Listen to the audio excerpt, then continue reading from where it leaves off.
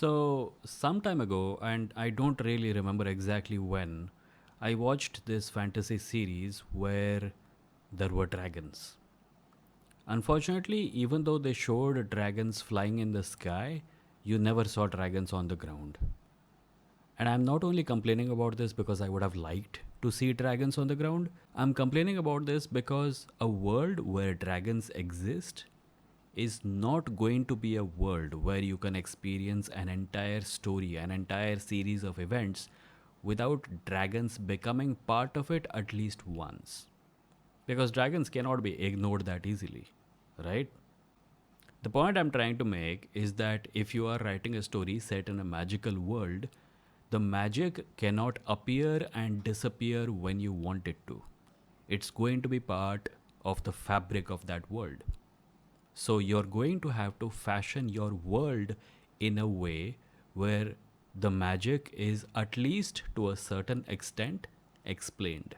Suppose you write a story where the moment someone decides to be a journalist, their physical size triples, they become giants. That's all. This world is exactly like the world you live in. But the one thing that is different about this world is that the moment someone decides to be a journalist or the moment someone becomes a journalist, they become giants. This world has not become like this right now. This world has always been like this. So, from as far back as people can remember, in this world, wherever journalists are, they are giants. And everyone knows for a fact that you become a giant by becoming a journalist. Now, think about all the other ways in which this world is different. I told you this world is not different from your world in any way except this one thing. But this one thing is going to have repercussions that are going to change this world in very significant ways.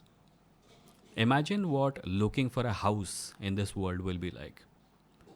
The broker looks at your little daughter who's reading the newspaper and he says, आपकी बेटी पढ़ाई वढ़ाई में बहुत मतलब news वगैरह में बहुत इंटरेस्ट रखती है ना, मेरे पास आपके लिए परफेक्ट मकान है.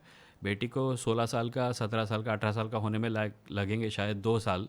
तो ये जो मकान है इसका बहुत हाई रूफ है और इसमें 4 रूम हैं जो कि एक्स्ट्रा लार्ज साइज़ के हैं. So that's real estate. Now think about traffic. Are there separate lanes for journalists? Can journalists even use vehicles in this world? Do they have to walk everywhere? What are press rooms like in the offices of political parties? What are newspaper offices like? Is the government cognizant of the fact that journalists eat a lot of food now? Is that a political problem? When political discussions happen on television channels, do people complain that नहीं तुम लोगों को तो poverty के बारे में complain करना ही नहीं चाहिए, तुम्हारी वजह से लोगों के पास खाना नहीं है, तुम लोग इतना खाते हो? Think about all of that. If you have created a magical thing in the world that you're writing in, that magic will not remain limited to the scenes where you want it to appear. It will leak out and it will spread everywhere.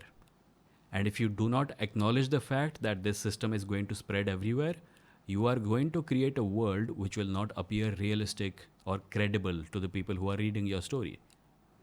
If they find out that in your world people become giants when they decide to become journalists, and then they find regular sized press rooms or no difference in traffic or no difference in housing anywhere in your world, they'll be like, ये कैसे हो सकता है? थोड़ा अजीब नहीं लग रहा? The problem with creating ajeeb literature is that you need to embrace the ajeeb. If you do not do that, your readers will find out. And then it will not be as effective a fantasy as you probably want it to be. Thank you for watching, and if you liked this video, please click subscribe. This channel is about this sort of thing. Bye.